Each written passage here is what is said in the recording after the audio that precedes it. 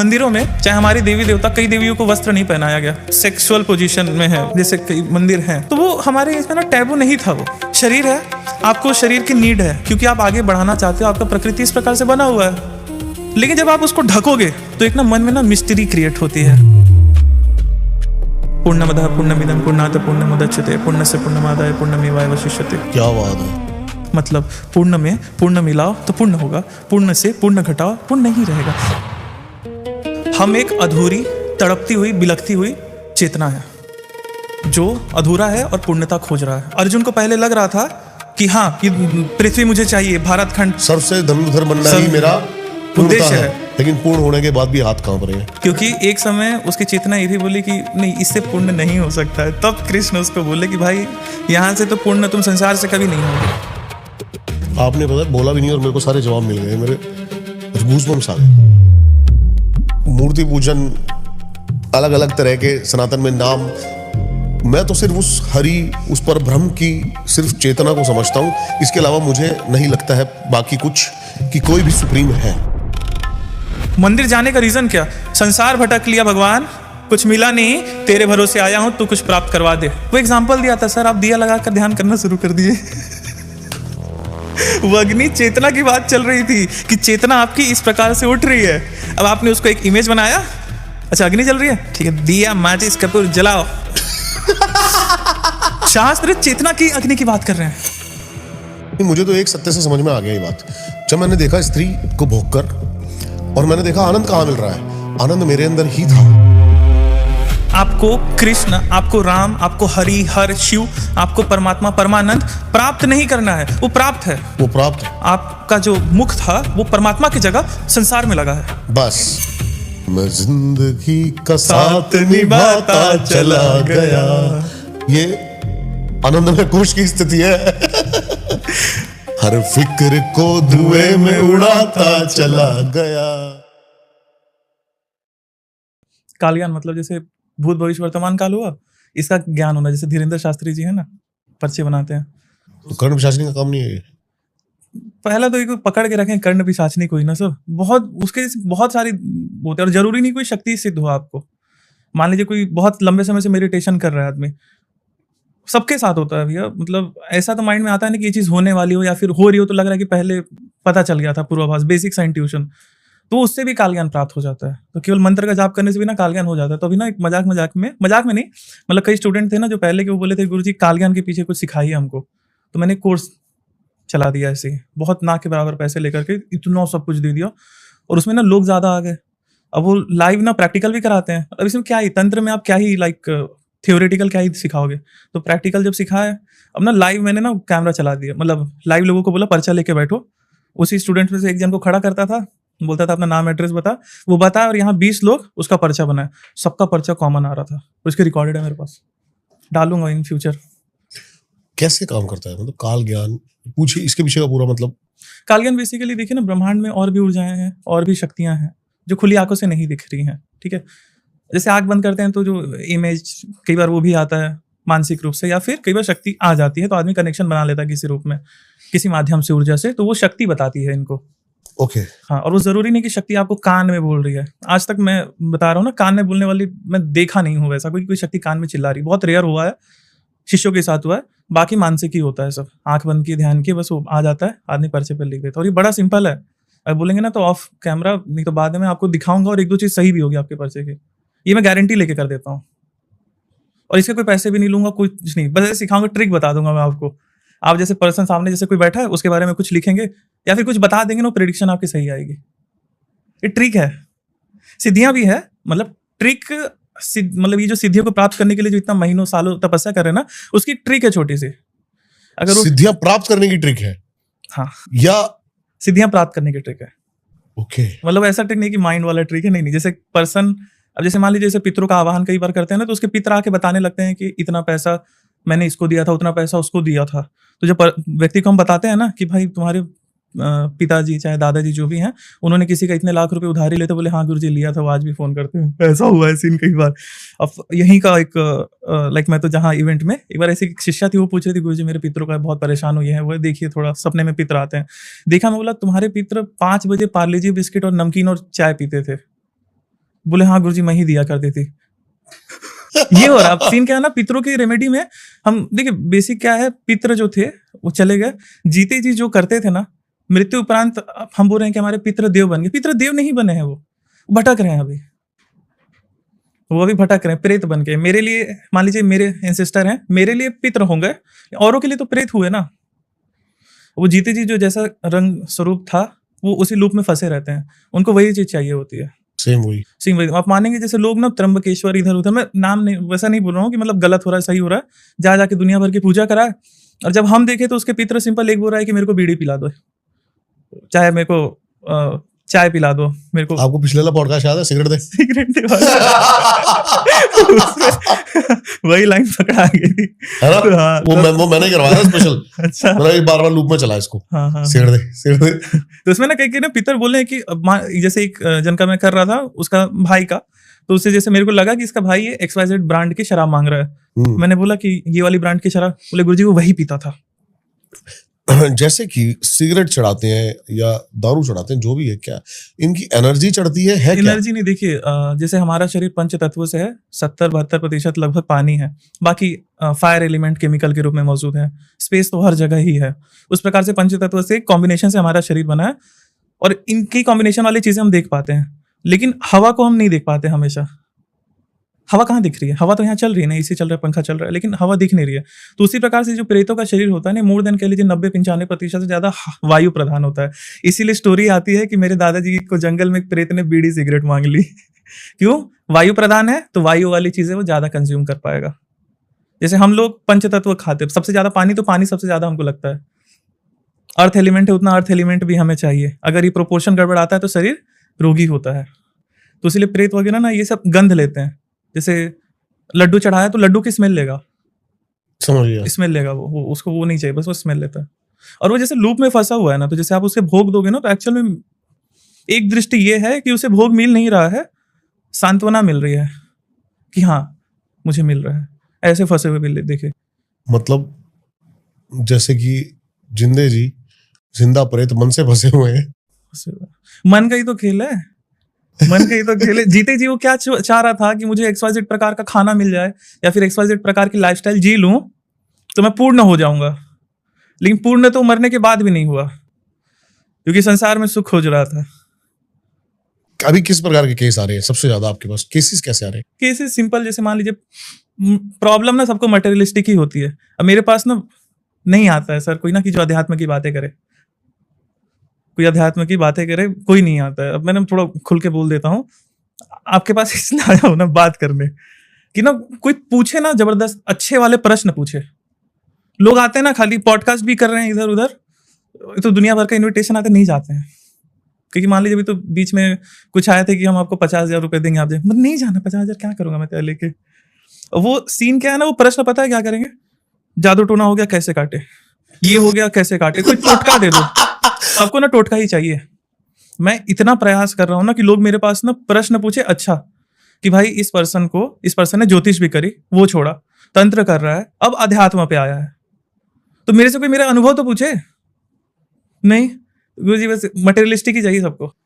अपने बताओ, अपने अध्यात्म के अनुभव बताओ। मैं तो जानना चाहता हूँ आपसे, अध्यात्म की बातें करना चाहता हूँ, और ताकि मेरे को अध्यात्म की बात करके एक चीज मिलती है, क्लैरिटी। और वही क्लैरिटी कि जो मैं सोच रहा हूँ यही अध्यात्म है, जो मैं चाह रहा हूँ यही अध्यात्म है, जहां मैं जा रहा हूँ यही अध्यात्म है। या अध्यात्म है ना दुख से मुक्ति, दुख से मुक्ति, जिसको आप मोक्ष कह रहे हैं, मुक्ति कह रहे हैं। अब मुक्ति तो हो गया, मान लीजिए आप दुख से मुक्ति हो गए, एक मोक्ष हो गया जो अब आप कभी दुखी नहीं होगे। तो अब ये जो जैसे मैंने थोड़ी देर पहले बात किया कि हमारे पास कैसे केस आते हैं, लोग पीड़ित होते हैं, तंत्र बाधा चली है, जादू टोना चला है, पितरों की दिक्कत, कुलदेवी कुलदेवता की दिक्कत, मतलब ब्लैक मैजिक तंत्र बाधा की वाली प्रॉब्लम। दूसरा बिजनेस फंसा है, शत्रु परेशान कर रहा है, फला यही सब प्रॉब्लम होती है। पैसे में कुल मिला के मटेरियलिस्टिक की प्रॉब्लम के लिए लोग हमारे पास आते हैं। मैं ये भी बोल रहा हूँ जो लाइक देवीय जो प्रॉब्लम है, लाइक देवी देवता बिगड़े हुए हैं, तंत्र चला हुआ है, इसे भी मैं मटेरियलिस्टिक ही बोल रहा हूँ, क्योंकि ये करके उन्हें आध्यात्मिक रूप से कुछ मिलने वाला नहीं है। जैसे मेरे क्लास में भी आते हैं ना, गुरुजी हम मोक्ष प्राप्त करना चाहते हैं, इस पे आते हैं पहले। लेकिन अगर आप कह रहे हो कि ये वाले सॉल्व करके भी उनको अध्यात्म मिलने वाला नहीं है, नहीं फंसे क्यों हुए हैं? क्या ऐसी दिक्कत है फंसे हुए हैं, फंसने के कारण? देखिए एक ना, और अगर फंसे हुए तो निकलना तो पड़ेगा ही। फंसे हुए हम सारे हैं। अब जैसे शास्त्र कह रहे हैं 84 लाख योनियों में फंसे हुए हैं। कुछ योनियां प्रत्यक्ष दिख रही है, जड़ चेतन, जड़ मतलब पेड़ पौधे, चैतन्य मतलब जिन प्राणियों के पास कॉन्शियसनेस है, जैसे हम हो गए। तो इन अलग अलग योनियों में, अलग अलग लोकों में फंसे हुए हैं सब। फंसे हुए क्यों हैं? हम भी, मैं अपने आपको भी उसमें काउंट कर रहा हूँ। हम एक अधूरी, तड़पती हुई, बिलखती हुई चेतना है जो अधूरा है और पूर्णता खोज रहा है। पूर्णता कहाँ ढूंढ रहा है? और वो तलाश करेगा बाहर। पूर्व के संस्कारों से, उसके माता पिता ने उसे, अब प्रैक्टिकल दृष्टि में बात करते हैं ना, माता पिता ने क्या समझाया, समाज ने क्या समझाया, लोगों ने क्या समझाया कि अगर आप इतने अमाउंट में धन कमा लोगे, इतने अमाउंट में किसी भी प्रकार का एक्सरसाइज, सब प्रकार का भोग कर लोगे तो आप पूर्ण हो जाओगे। लेकिन आदमी पूर्ण नहीं आपने होता। पता बोला भी नहीं और मेरे को सारे जवाब मिल गए, मेरे गूज़बम्स आ गए। आदमी, मैं समझ गया, जो पूरी कहानी का एक सार है ना, वो पकड़ लिया मैंने इतनी सी बात से। आप बिलख रहे हो, छिटपिटा रहे हो। अर्जुन को पहले लग रहा था कि हाँ, ये पृथ्वी मुझे चाहिए, भारत खंड सर्व से धनुर्धर बनना ही मेरा उद्देश्य है। ये अगर मैं हो गया तो दुनिया का सारा धन मेरे पास, दुनिया की सारी पूर्ण हो जाऊंगा मैं, शक्तियां मेरे पास, सारी स्त्रियां मेरे पास, सारा सुख मेरे पास, सारा संसार, घोड़े हाथी सब। लेकिन पूर्ण होने के बाद भी हाथ कांप रहे हैं। हाथ कांप रहे हैं क्यों? क्योंकि एक समय उसकी चेतना ये भी बोली कि नहीं, इससे पूर्ण नहीं हो सकता है। तब कृष्ण उसको बोले कि भाई यहाँ से तो पूर्ण तुम संसार से कभी नहीं होगे। बोल रहा हूँ, मान लीजिए मुझे आप क्या दे सकते हैं? भारत पूरा मेरे अंदर में, पूरी दुनिया का राजा मैं, लेकिन क्या मैं संतुष्ट होऊंगा? नहीं, मैं चांद को अपने कब्जे में करना चाहूंगा, फिर अन्य प्लैनेट्स को, अन्य गैलेक्सीज को, अन्य सूर्य को। नहीं कर पाऊंगा ना, वो नेवर एंडिंग वाली है। और इसलिए मन वहां पर संसार में कभी पूर्ण नहीं होता है। मन लेकिन डाइवर्ट होता है। एग्जाम्पल, मन आपका 1000 चीजों में, 1000 कलेशों में फंसा हुआ था। आप इसको कह रहे थे माया है, दुनिया में दुख है। शराब के 3 घुट पी लिए, दुख कम हो गया, दुख डाइवर्ट हो गया, आपने बुलाया उसको, दुख मौजूद है। और सीन क्या है ना, हम अपना दुख दूर करना कहाँ चाह रहे हैं? शास्त्र पे आते हैं। 3 प्रकार के दुख शास्त्रों में बताए गए हैं। 3 ताप, अधिभौतिक मतलब फिजिकल, आपको लाइक हेल्थ में प्रॉब्लम होगी, फैमिली रिलेशन या फिर पैसों की प्रॉब्लम होगी, तो अधिभौतिक दुख एक दुख है। दूसरा दुख है अधिदैविक दुख। व्हाट इज दैविक दुख? मान लीजिए जैसे कोरोना आ गया, बाढ़ आ गई, तो इस पे हमारा कंट्रोल नहीं होता है। लेकिन अगर पैसे पानी भौतिक रूप से आप परिपूर्ण हो तो आप ऐसे स्थान पर रह सकते हो जहां पे आप दैविक दुख से भी मुक्त हो सकते हो। तीसरा आता है आध्यात्मिक दुख। इसको सबसे बड़ा दुख बोला गया। अपनी एग्जिस्टेंस पर जब व्यक्ति को सवाल उठने लग जाए कि मैं हूं ही क्यों, मैं हूं ही क्यों, मैं सोच क्यों पा रहा हूं, ये जब सवाल उठने लग जाए, इसको कहते हैं आध्यात्मिक दुख। और ये तीनों दुखों में सबसे बड़ा, ये दुख जिसको हो गया उसका काम हो गया। आजकल जो सो कॉल्ड स्पिरिचुअल वाले हैं ना, वो थोड़ा सा वैसी बातें करते हैं कि नहीं ठीक है, दोनों चीज चलने दो साथ में, ये हो जाए वो हो जाए। नहीं नहीं, या तो माया रहेगी या तो राम रहेंगे। नहीं तो कबीर वाली हालत होगी, राम नाम कड़वो लागे मीठो लागे दाम, दुविधा में दोनों गई माया मिली ना राम। ये हिसाब होगा, फंसे जाएगा। अब आजकल सब फंसे हुए हैं। लोग देवताओं के पास भी इसलिए जा रहे हैं, इसलिए नहीं जा रहे हैं कि वो फंसे हुए। आध्यात्मिक दुख नहीं है, ये मैं क्लियर बोल रहा हूँ। भौतिक दुख है सबको फिजिकली ही कुछ, मटेरियलिस्टिक ही कुछ चाहिए, इसलिए लोग देवता के पास जा रहे हैं, इसलिए लोग कृष्ण के पास जा रहे हैं। आज मैं बता रहा हूँ, अर्थ का इतना अनर्थ निकाला गया है शास्त्र का। कृष्ण जी ने बोला है कि अर्जुन, जो देवताओं को भजते हैं देवताओं को प्राप्त होते हैं, जो लोग प्रेतों को पितरों को भजने वाले पितरों को, जो मुझे बचता है मुझे प्राप्त। अब यहाँ पर लोगों ने ना क्या मीनिंग निकाल लिया कि देवता लड्डू गोपाल, हाँ देवता मतलब हनुमान जी, राम जी, शिव जी, माता दुर्गा। तो उन्होंने देवता मतलब ये समझ लिया, अनेकों संस्थाएं बन गई। मैं प्रश्न नहीं उठा रहा हूँ, लेकिन बात कह रहा हूँ। कृष्ण वो बोल रहे हैं कि देवताओं को नहीं भजेंगे, कृष्ण जी को भजेंगे तो मोक्ष मिल जाएगा। और उन्होंने कृष्ण जी की बढ़िया एक मूर्ति रखी, फोटो रखी। वहां पर पूजा करने से मुझे प्रॉब्लम नहीं है। हम साधनाएं कराते तंत्र में, हम खुद कृष्ण जी की पूजा करते हैं, उनके विग्रह स्वरूप में भी, उस स्वरूप में भी, शक्ति के स्वरूप में भी पूजा करते हैं, एंटिटी के स्वरूप में भी, देवता के स्वरूप में भी। लेकिन वहां पर कृष्ण, गीता में कृष्ण पूजा पाठ की बात नहीं कर रहे हैं, वो पूर्ण की बात कर रहे हैं। कृष्ण ने गीता में ये बोला क्या कि अर्जुन तो ये सब तीर धनुष छोड़, मेरा नाम भजन कर। तो आज कृष्ण के नाम पे ये क्यों? कि कृष्ण जी ने भगवत गीता में बोला भजन कीर्तन करते रहो, बस मैं मिल जाऊंगा। कृष्ण ने तो ये बोला है, भगवान ने, कि जो लोग मुझे ये शरीर समझ रहे हैं ना, वो अंधकार में जी रहे हैं। जो लोग मुझे एक आकार समझ रहे हैं, वो अंधकार में। कृष्ण एक चेतना की बात कर रहे हैं, कृष्ण उस पर ब्रह्म की बात कर रहे हैं, कृष्ण उस आनंद परमानंद की बात कर रहे हैं कि जो प्राप्त करके आपका आध्यात्मिक दुख खत्म होगा, उसके बाद आपको कुछ भी नहीं चाहिए। आपका मन जो इधर उधर भटक रहा था, अब मन को एक डायरेक्शन मिल गया। एग्जाम्पल जैसे कबीरदास कहते थे, एक मटका है, समुद्र में से एक पानी निकाला, वो मटका हुआ हमारा बंधन, उसको शरीर बोल लीजिए, माया बोल लीजिए।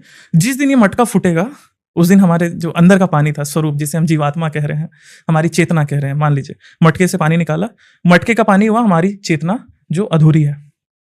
और जिस दिन मटका टूटा उस दिन हमारी चेतना परम चेतना में विलीन हो जाएगी। रौनक जी, मेरा एक बहुत ही गहरा प्रश्न है और ये प्रश्न सिर्फ मुझसे संबंधित है। जो आपने बात बताई, ये बात मैंने कहीं पढ़ी नहीं है, मैंने गीता इतनी पढ़ी नहीं है, मुझे किसी ने बताई नहीं है। पता नहीं मेरे अंदर ये वाले विचार कैसे आए, ये कंक्लूजन मैं निकाल नहीं पा रहा हूँ। अनुभव, एग्जाम्पल, आपकी बात करता हूँ। जैसे आपने बोला तो एक आप इंडिविजुअल की जैसे एग्जाम्पल के रूप में बात करता हूँ। लोग आजकल ना ठन है, अज्जल गगरी छलकच्चा है, इधर से पढ़ लिया उधर से पढ़ लिया, यहाँ पे ये लिखा है वहां पे वो लिखा है, ये कर लेते हैं वो कर लेते हैं। आपने उस चीज को अनुभव किया, लोग कह रहे हैं पैसा जब मिल जाएगा पूरा तो आपको सुख प्राप्त हो जाएगा। आपने किया, नहीं मिला, झूठ नहीं बोल रहा हूँ, नहीं मिला। जो समझिएगा, मान लीजिए मेरे पास आज से मैं 10 साल पहले बहुत गरीब था और मेरी ड्रीम थी कि मेरे पास ये कार हो, ये घर हो, XYZ सब चीज हो, इतना प्राप्त हो जाए।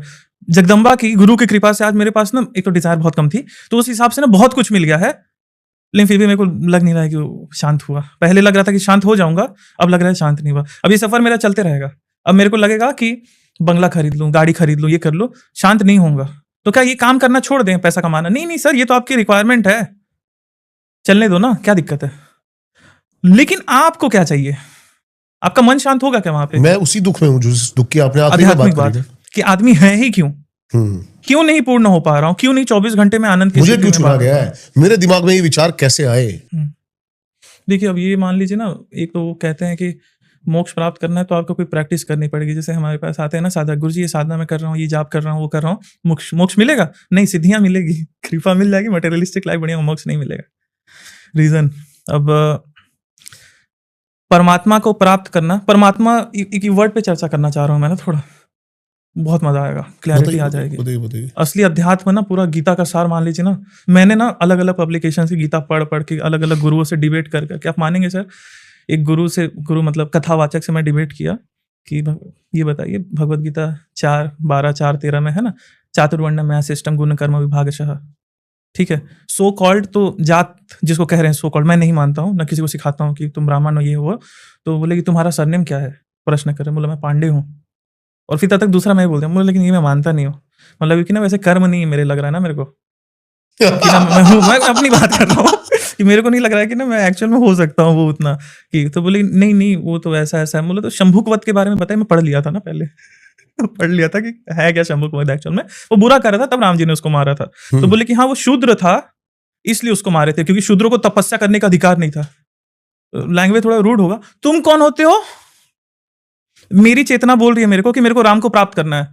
अब बीच में तुम मेरे को बताओगे कि राम को मैं प्राप्त करूं कि नहीं करूं? तुम मुझे संस्कार सिखाओगे?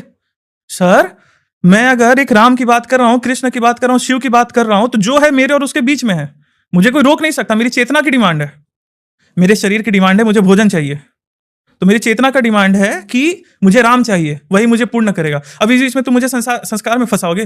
जैसे रामकृष्ण परमहंस, 2 टाइम आरती होनी चाहिए। रामकृष्ण परमहंस बोले नहीं, जब मूड करेगा तब आरती होगी, जब मन लगेगा तब पूजा होगी, और पूजा होगी तो दिन 2-2 दिन तक पूजा ही चलते रहेगी, और नहीं किया तो सो रहे हैं, रसगुल्ले खा रहे हैं।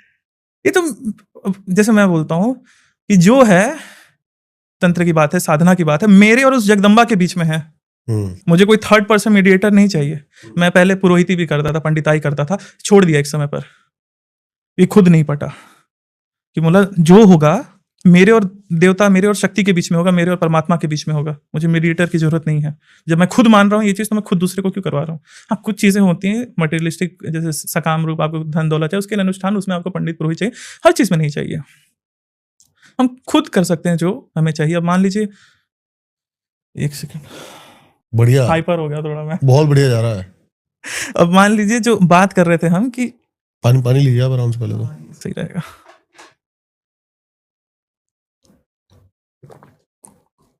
ऐसी चेतना उठ जाती है ऊपर। देखा नहीं जाता है ना भैया, मैं सच बता रहा हूँ ना, अपनी कसम खा के बोल रहा हूँ, अपने देवताओं की कसम खा के बोल रहा हूँ ना, ऊपर ऊपर नहीं बोल रहा हूँ, जितना दिया ना उसने साला बहुत दे दिया है। लेकिन अब नहीं लग रहा है मन, पता चल गया ना कि साला यहाँ से कुछ नहीं मिलने वाला। हाँ मतलब यहाँ से नहीं मिलने वाला, मटेरियलिस्टिक रूप से जितने सुख होते हैं मैंने भोगा, सब किया, वो एक नीड है, लेकिन वो मटेरियलिस्टिक डिजायर आपके कभी गोल नहीं हो सकते। गोल तो आपका वही होगा। अब वो क्या होगा ना, भटक गया, मैं खुद भटक गया अपनी बात से। अब मान लीजिए आनंद की बात कर रहे हैं ना, आदमी को क्या चाहिए, एक हो गया सुख, हमारा मन क्या मांग रहा है, सुख दो, मतलब दुख नहीं चाहिए। एक सिक्का उसके दो पहलू, इधर सुख इधर दुख, संसार में दोनों चीज साथ चलेगी। एग्जांपल, 30 दिन खट के 9 to 5 करो या फिर अपना बिजनेस संभालो, आखिरी दिन पैसा मिलेगा और उस पैसे से आप घूमोगे फिरोगे, सुख मिलेगा। लेकिन 30 दिन तो दुख मिला, सुख और दुख दोनों साथ में चलेंगे, कभी भी सुख सुख नहीं रहेगा। अब इससे ऋषि परेशान हुए कि बोले भाई ये तो गलत है कि मतलब हम 8 घंटा 10 घंटा 12 घंटा मेहनत करें और आधे घंटे 5 मिनट का सुख मिले, आधे मिनट का डोपामाइन हाई हो, ये गलत है। हमें ऐसा कुछ चाहिए कि जो 24 घंटे रहे। अब इस पे एक वर्णन आता है, ययाति ऋषि के ही है, उनका नाम राम जी के पूर्वजों में आते हैं। उनका ये था कि डोपामाइन किस चीज से रिलीज हो रहा है, चर्चा कर लेते हैं। हो सकता है मैं ऋषि का नाम गलत हो, लेकिन मुझे जितना पता है मैं सही हूँ, ययाति ही नाम था उनका।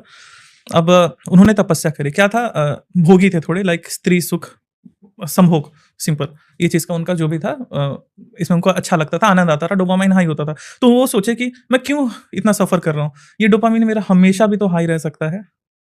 अब इसके लिए उन्होंने तपस्या करी, तपस्या में वर मांग लिया, उतनी एनर्जी मिली, उतनी ऊर्जा मिली, करोड़ों स्त्रियां मिली, बरसों तक सुख भोग फिजिकल।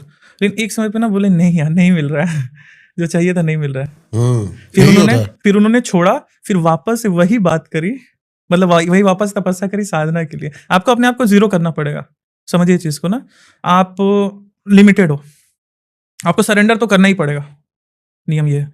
आप लिमिटेड हो, आपको लग रहा है कि देखिए आपका माइंड कैसा बना है, पंच तत्वों से, सोच क्या सकता है केवल पंच तत्वों का ही, पंच तत्वों में ही देवी देवता ब्रह्मांड जो जो दिख रहा है मैं उसको जोड़ रहा हूँ। अब आपका मन बोलेगा कि जैसे मान लीजिए मन में आप मोबाइल चला रहे हैं, कोई रील आ गई बढ़िया सी सीनरी दिख रही है, अब आपका मन बोलेगा यहाँ जा, यहाँ तुझे सुख मिलेगा, वहां बैठ करके बस, है ना, होता है। कोई बढ़िया सा घर देख लिया, होटल देख लिया, खाना देख लिया, खाने का मन कर देता है, मन फंसा रहा है आपको कि हाँ यहाँ क्या पता सुख मिल जाए। ये मन फंसा नहीं रहा है, मन होप ढूंढ रहा है। मन मतलब आपकी चेतना होप ढूंढ रही है कि क्या पता मुझे यहाँ से तृप्ति मिल जाए, यहाँ से पूर्णता मिल जाए, ये पूर्ण नहीं मिल रहा है। मैं आपको छोटी सी बात बताता हूँ, एक जो आपने बात कही ना कि मन क्या ढूंढ रहा है, कल मैं मोदी जी की एक बात सुन रहा था, तो एक आदमी उनसे मिलने आया, और अब इस बात पे लोगों को, सोचने वालों को बहुत कुछ मिल जाएगा। कई जो चेतना के स्तर पे जहां फंसे हुए ना, वो देखेंगे मोदी ने क्या कुर्ता क्या पहना है, ये बाल कैसे हैं इसके, मैंने देखे उसके विचार कैसे हैं। देश के माननीय प्रधानमंत्री ने कहा कि जर्नलिस्ट उससे क्वेश्चन पूछता है कि आप कैसे मतलब इतने एक्टिव रह लेते हैं, इतने अनुशासित, इतने होश में कैसे रह लेते हैं, तो मोदी ने कहा कि मेरा शौक है। किसी के शौक गाड़ी है, किसी के शौक जूते हैं, किसी के शौक कपड़े हैं, शौक के लिए जी रहे हर कोई। मैं भी शौक के लिए जी रहा हूँ, प्रधानमंत्री जी भी शौक के लिए जी रहे, लेकिन उनका शौक सिर्फ होश में रहना है, हाँ। चेतना के उच्च स्तर पे रहना है। तो ये डिपेंड करता है आपको कहां लेके जाएगा आपका शौक। हाँ। पर भगवान शौक पूरे करता है, ये सत्य है। हाँ। परमात्मा शौक पूरे करता है। अगर आपको दारू दबा के पीनी है ना, तो दबा के पिलवाएगा, चाहे घर बिक जाए। वो देगा आपको ना, आपको बोलेगा तेरे को लग रहा है तेरा मन यहाँ पूरा हो रहा है। और हम क्या बोल रहे हैं ना, देवता को जाकर के, समझिएगा ना चीज को, बड़ा ट्रैप कहाँ से शुरू हो रहा है, हम ही शुरू कर रहे हैं। हम पूर्णता ढूंढ रहे हैं, हम देवता को जाकर के, मतलब अपने एक आराध्य को जाकर के ये नहीं बोल रहे हैं कि मुझे पूर्णता दो, मुझे सुख दो। हम जाकर क्या बोल रहे हैं ना, मुझे पैसा दे दो। अब देवता बोलेंगे ठीक है बेटा। तो अगर मेरे पास आकर ये बोला रहता ना, मुझे अपने दुखों से कलेशों से मुक्त कर दो, तो वो कुछ जुगाड़ करते थे। लेकिन अब आपने ये मांगा ना, तो आपको भर भर के देंगे और भर भर के भुगवाएंगे। फिर साला आपको रियलाइज होगा कि यहाँ से नहीं मिल रहा है, मुझे देवता ही मिल तो गया था, मुझे उसको ही पकड़ के रखना था, क्योंकि सबसे ज्यादा सुख वाला समय वो था। अब समझते हैं ना, आनंद परमात्मा कौन है, ये समझे, एक बार चर्चा करें। हाँ, नहीं, मेरे को ये सबसे पहले जानना है, देवता और परमात्मा, परम तत्व और देवता। मैं थोड़ा सा इस कॉन्सेप्ट से अभी अलग हूं। मूर्ति पूजन, अलग अलग तरह के सनातन में नाम, मैं तो सिर्फ उस उस पर ब्रह्म की सिर्फ चेतना को समझता हूं। इसके अलावा मुझे नहीं लगता है बाकी कुछ कि कोई भी सुप्रीम है, एक ही है, मुझे ऐसा लगता है। आपसे ऊपर कोई है सुप्रीम, आप ऐसा मान रहे हैं, हाँ है ना? सबसे ऊपर एक ही सबसे ऊपर सुप्रीम, सबसे ऊपर, तो उसमें आप अपनी बात भी कर हाँ रहे जी, हैं, हाँ जी, ठीक है? हाँ जी। डिबेट नहीं कर रहा हूँ सर, हाँ। बात नहीं, करने का तरीका है जिससे अच्छे से अरे समझ आप आएगी, है ना? तो फिर मान लीजिए आपसे ऊपर कोई है, तो आपसे ऊपर कोई है इसका मतलब आप उससे छोटा मान रहे हैं अपने से, मतलब आप अपने आप को उससे छोटा मान रहे हैं, नहीं, वो मेरे अंदर भी वही है। आपके अंदर भी वो है, हाँ, अब ठीक है, वो सही जा रहा है। ऐसा मेरे कोई अंदर और भी- प्रश्न होता था ना तो मैं नहीं। और सवाल करता था। नहीं, मेरे अंदर भी वही हाँ। एक प्रकाश है, जो एक ही प्रकाश है, ये कह रहा हूं मैं, अलग अलग नहीं है। कहते हैं ना कि आनंद पे आता हूँ ना, आनंद बहुत ज्यादा सूट करता है उस की डेफिनेशन करने में। आनंद एक हो गया सुख दुख, दो पहलू सिक्के के, जीवन में सुख दुख हमेशा चलेगा। हमारा मन क्या मांग रहा है? आनंद। देखिए सबसे ज्यादा सुख हम कब होते हैं पूरे डे, एक नॉर्मल एक इंसान है सोते समय शराब पी लेता है, जब नशे कर लेता है, मतलब सबसे ज्यादा सुख कब है? भुलाने में, भुलाने में। मतलब जब नशा कर लेता है आदमी तो अपने सारे दुख भूल जाता है। या फिर कोई मान लीजिए कोई अच्छी सी किताब, जैसे जापानीज टर्म है इकिगाई, कि मतलब अपने आप को एक चीज में झोंक दो। मान लीजिए आपको कोई एक सबसे फेवरेट कोई काम होगा, वो काम करते होंगे तो सब चीज आदमी भूल जाता है ना? तो वो एक काम हो गया, आनंद की स्थिति में हम उस समय रहते हैं, ठीक है? तो मतलब सुख और दुख में मजा नहीं आ रहा है, हमारा शरीर, हमारा मन क्या मांग रहा है? आनंद या शांति। इस जो सुख दुख की भसड़ है, इससे हम मुक्त होकर के आनंद को प्राप्त करें। अब बता रहा हूं, और उस आनंद की स्थिति में हमेशा रहना, चिदानंद। अब चिदानंद परमात्मा का नाम है, समझिएगा चीज को। अब बोल रहे हैं अब इसी में थोड़ा ना इसको वो किया जाए, क्या कहते हैं उसको, इम्फेसाइज इम्फेसाइज किया जाए, उस पर थोड़ा बल दिया जाए। आनंद को थोड़ा और बल दे दीजिए, परमानंद। उस स्थिति को प्राप्त करना, मोक्ष प्राप्त करना कहा जाता है। बिल्कुल सत्य। लेकिन आज तक ये बात आपको क्यों नहीं बताई? आपको क्यों बताया गया कि अब अगरबत्ती दिखाओ मोक्ष प्राप्त होगा? नहीं, मुझे तो एक सत्य से समझ में आ गया ये बात, जब मैंने देखा स्त्री को भोगकर, और मैंने देखा आनंद कहाँ मिल रहा है। आनंद मेरे अंदर ही था। Peace is not a destiny, peace is a state. आपको कृष्ण, आपको राम, आपको हरि, हर शिव, आपको परमात्मा, परमानंद प्राप्त नहीं करना है, वो प्राप्त है, वो प्राप्त है। आप अपना मुख जो उसकी तरफ होता था, आपका जो मुख था वो परमात्मा की जगह संसार में लगा है, बंधनों में लगा है। बस ये दिक्कत है। परमात्मा प्राप्त है, उसे प्राप्त करने के लिए कहीं जाना नहीं, यहाँ बैठा हूं। अब इसीलिए समझेंगे ना, अब क्या कहते हैं, परमात्मा सर्वव्यापी है, परमानंद सर्वव्यापी है। अब इससे लोग पता है क्या समझेंगे, बता रहा हूं ना, लोग क्या समझेंगे, वो परमात्मा है, वो हर जगह ऐसे ऐसे देख रहा है, या फिर उसकी हर छोटे छोटे मूर्ति यहाँ भी यहाँ भी यहाँ भी हर जगह, लोग ये समझेंगे परमात्मा आनंद हर जगह है। इसका मतलब ये है कि मैं यहां पर भी बैठ करके उस परमात्मा की स्थिति में उसको प्राप्त कर सकता हूं, उस चेतना में मैं रह सकता हूं। अब बोल रहे हैं ये स्थिति सर्वव्यापी है। जो लोग लड्डू गोपाल को भज रहे हैं उनके बारे में आपका क्या मानना है? देखिए अगर भज रहे हैं और कृष्ण को वास्तविकता से समझ लेंगे, जैसे लास्ट टाइम हमने बात करी थी ना कि चरित्र की उपासना करने की जगह हम चित्र की उपासना पे अटक गए। कृष्ण के वास्तविक स्वरूप पे भी आना चाहिए। लाइक कृष्ण को केवल एक आइडल मान करके पूजने से बढ़िया कृष्ण की बात समझनी चाहिए, कृष्ण को समझना चाहिए। अगर कृष्ण की बात कर रहे हैं ना, कृष्ण को समझो कि ना कृष्ण ने अपना जीवन कैसे जिया। आप समझिएगा ना, कृष्ण से क्या मांग रहे हो कि भगवान मेरे जीवन में दुख न रहे। कृष्ण जी खुद जेल में पैदा हुए थे। वो नहीं, मतलब कृष्ण अपने जीवन काल में ये समझाए हम मनुष्यों को कि भाई दुख सुख आते रहेगा। राम जी क्या समझाए? अब राम जी से आप मांग रहे हो कि दुख ना मिले, खुद जीवन भर दुख झेले, इंसानों को समझाए कि बेटा दुख तो मिलेगा, लेकिन दुख और सुख में तू फंसना मत, तू हमेशा आनंद की स्थिति में रहना। कृष्ण राम जी के फेस पे हमेशा शांति रहेगी। कृष्ण का फेस जो है, राम जी का फेस एक शांत वाला फेस है, हमेशा न्यूट्रल। कृष्ण जी के फेस पे एक आनंद रहेगा। इसलिए कि कृष्ण जी की जब पूजा करते हैं भीतर से आनंद आता है।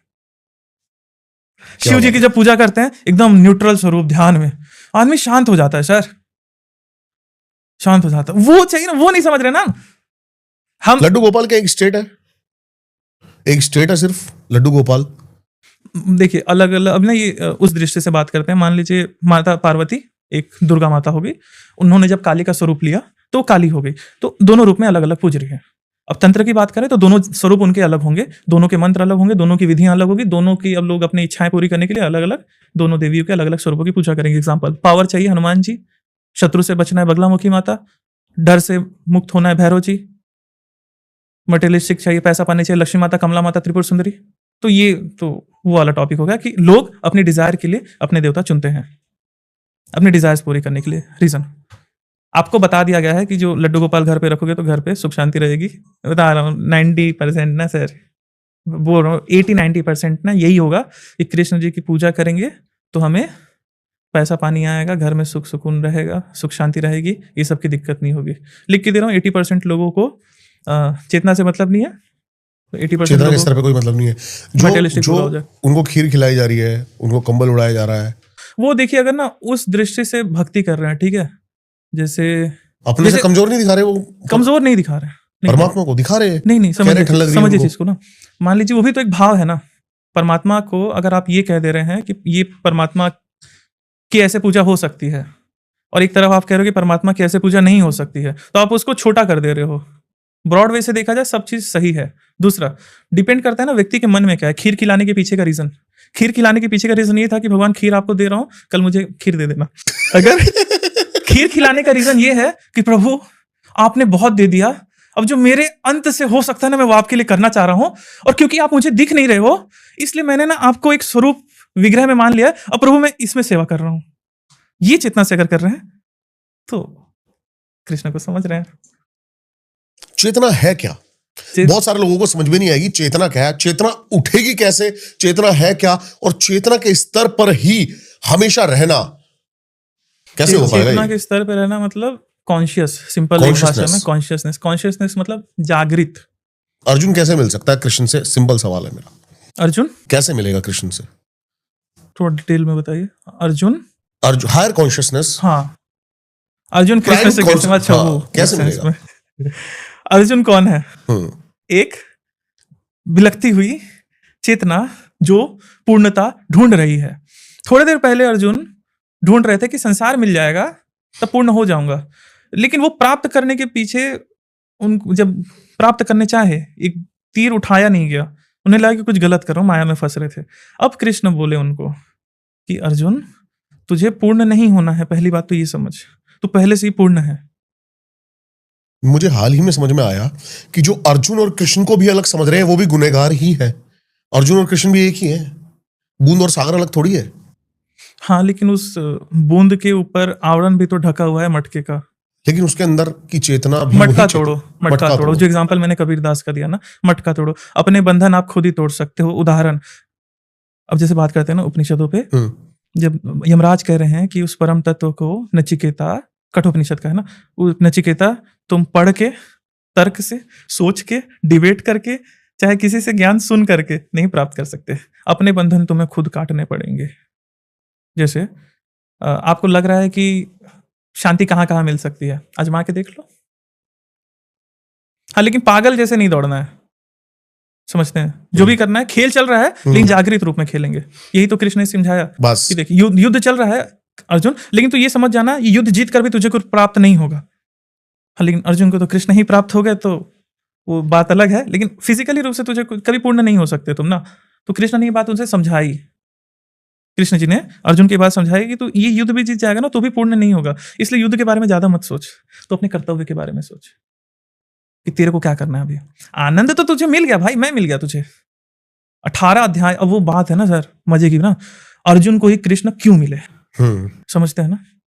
आपके सामने आपके जो आराध्य हैं वो खड़े हैं, और आप पता क्या कर रहे हो, उनसे सवाल कर रहे हो। है हिम्मत? समझते हैं? आज तक हमें क्या चाहिए था, मान लीजिए कोई भी एक्सवाइजेड कोई डिजायर थी, हमें जब वो प्राप्त होती है तब उसमें रम जाते हैं। लेकिन अर्जुन रमा नहीं, अर्जुन कॉन्शियस था, अर्जुन प्रश्न कर रहा है, प्रभु ये क्या है, इतने बड़े हो गए कैसे, क्या मतलब, क्या सीन है? जो भी है शास्त्र में अलग तरीके से थोड़ा समझा रहा हूं। तो ये मतलब चेतना, तो आपके चेतना मतलब कॉन्शियसनेस, मतलब जो भी व्यक्ति कर रहा है जागृत अवस्था में कर रहा है, नशे की हालत में नहीं कर रहा है। नशे में केवल वो नहीं जिसने शराब पी लिया है, नशे में वो जो बिना जागे दौड़ रहा है रेस में, उसे पता ही नहीं कि उसे क्या चाहिए। 90% लोगों को केवल एक ही दो चीज चाहिए, पैसा पानी मिल जाए, ये मिल जाए, जो अभी तक इस रैट रेस से मुक्त नहीं हुए हैं। उसमें से कुछ एक को दूसरा कुछ और चाहिए होता है, किसी को नाम चाहिए, किसी को फेम चाहिए, तो कुल घुल मिला के एक ही चीज है, मटेरियलिस्टिक कुछ आपको चाहिए। मटेरियलिस्टिक कुछ चाहिए, हाँ बिल्कुल चाहिए, लेकिन ये आपका ना गोल नहीं हो सकता। मैं रिपीट कर रहा हूँ, ये आपकी नीड है। सत्य है, ये सत्य है। मैं अभी एक हॉलीवुड का एक कॉन्सर्ट देख रहा था, शाहरुख खान कितना बड़ा नाम है, नाम की आज पहचान है नहीं, कहीं भी शाहरुख खान खड़ा हो जाएगा, लेकिन वो जिस कॉन्सर्ट में खड़ा था वहां पर उसको कोई नहीं जानता था। क्यों? हॉलीवुड के अच्छा, कॉन्सर्ट में हॉलीवुड के कॉन्सर्ट में था। था। मीडिया पूछ रही है कि ये कौन है, तो नाम का भी क्या मतलब, कितना नाम कमाएगा ये कौन डिसाइड करेगा? आज भारत में Z+ सिक्योरिटी से ही चल सकता है, हाँ। लेकिन वहां पर उसको कह रहा है कि भाई कौन है ये? आगे चले थोड़ा सा है। हाँ, वो तो कुछ समय पहले सलमान खान का भी आया था। हाँ, रोनाल्डो के सामने। साथ में रोनाल्डो पहचान भी नहीं रहा सलमान खान को कि कौन है सलमान तो खान। मतलब इससे ये चीज सिद्ध हो रहा है ना, कितना भी ऊंचाई पहुंच जाओ पूरे नहीं हो पाओगे। पूरे नहीं हो पाओ। अब समझिए ना, देवताओं में आपस में, अब देवताओं से ज्यादा जैसे स्टोरी आती है स्वर्ग की, इंद्र भगवान की, इन लोगों की, ये भी पूर्ण दिखता है कि इन्हें भी कुछ चाहिए, उसके लिए युद्ध करते हैं ना। देवता और असुर क्यों युद्ध करते हैं? तो मेरे एक सवाल भी था आपसे कि देवता या परमात्मा? थोड़ा सा कंट्रोवर्शियल होगा, लेकिन बोलूंगा जरूर। बोलो। कंट्रोवर्शियल नहीं होगा, सत्य बोलो। लोगों के ना मिथ टूटेंगे। हाँ ठीक है, मैं चाहता हूँ सत्य बोला जाए। अब ये तो सब जानते होंगे कि ब्रह्मा विष्णु महेश भगवान कि ये इन पर भी कर्मफल का अप्लाई होता है ना। नारद जी ने राम जी को शाप दिया, मतलब भगवान विष्णु की लीला थी ऐसा कहा जाता है, तो उन्होंने नारद जी से खेल रचवाया था, जो स्वयंवर में गए थे, स्टोरी सब जानते हैं। तो फिर उनका मुंह बानर का हो गया था इस प्रकार से, तो नारायण को उन्होंने श्राप दे दिया कि तुम भी जिस प्रकार से मैं स्त्री के वियोग में भटक रहा हूं, तुम भी एक दिन स्त्री के वियोग में भटकोगे। बाद में बोले कि वानर ही तुम्हें बचाएंगे, मतलब कर्मफल के चक्कर में सब फंसे हुए हैं। अब जब आध्यात्मिक दृष्टि से देखते हैं ना, अच्छा एक चीज देखा होगा, कंट्रोवर्शियल है थोड़ा, मतलब कॉन्ट्रडिक्शन है। शिव पुराण में परमात्मा शिव, विष्णु पुराण में परमात्मा विष्णु जी, और देवी भागवत में परमात्मा देवी माँ सुप्रीम। ये कोई क्यों इस पे चर्चा क्यों नहीं करता? आस्थाएं खत्म हो जाएगी, मतलब युद्ध हो जाएगा, आपकी पीआर वैल्यू कम हो जाएगी। सत्य क्या है? समझते हैं, वेदों पे आते हैं, शुरुआत से करते हैं ना, शास्त्र की बात करें तो शास्त्रों से ही करते हैं। वेदों पे आते हैं, वेद में क्या है, लगभग 70-80% कर्मकांड। इस प्रकार का यज्ञ करो, या फिर इस प्रकार की जो भी आपका अनुष्ठान, ध्यान, योग, मेडिटेशन कुछ भी करो, आपको XYZ चीज प्राप्त होगी मटेरियलिस्टिक। जैसे भगवान इंद्र के लिए सोमरस तैयार करो इत्यादि, वो इंद्र भगवान आएंगे और आपको वर्षा देंगे, तो XYZ इस प्रकार की चीजें हैं। आगे चल के ना कुछ ऋषि थे जिन्होंने बोला अपने आचार्य को, गुरु को, प्रभु मटेरियल मतलब संसार का तो बता दिया कि सुख कैसे कैसे मिल सकता है, वो बता दिया। इससे ऊपर लेकिन इस सुख मिल भी गया ना, तो उसके ऊपर मजा नहीं आ रहा है, कुछ और चाहिए, इसके आगे भी कुछ है, इसके ऊपर की बात करें। तब वो वेदों में ही बात चल रही है। जैसे यजुर्वेद का 40वां अध्याय ईशावास्य उपनिषद, मतलब वेदों में क्या है पूरा ना, एक स्टूडेंट अपने मास्टर से पूछ रहा है, मास्टर उसका जवाब दे रहा है, वो वेदों में पूरा लिखित है। 40वां अध्याय यजुर्वेद का ईशावास्य उपनिषद, क्योंकि वहां पर देवी देवताओं की बात ही नहीं हो रही, उपनिषदों में देवी देवताओं की बात ही नहीं हो रही है। समझते हैं चीज को, बहुत रेयर है, और वो भी सांकेतिक मीनिंग पर देवी देवताओं की बात हो रही, पूजा पाठ की बात ही नहीं करते हैं उपनिषद पूजा पाठ की बात ही नहीं करते। लोग समझ रहे हैं ना, जैसे मैं उपनिषद बोल रहा हूँ। अच्छा बताइए, भगवत गीता में कहीं कुछ लिखा है कि ये देवता की मूर्ति लगाओ, उनकी पूजा करो?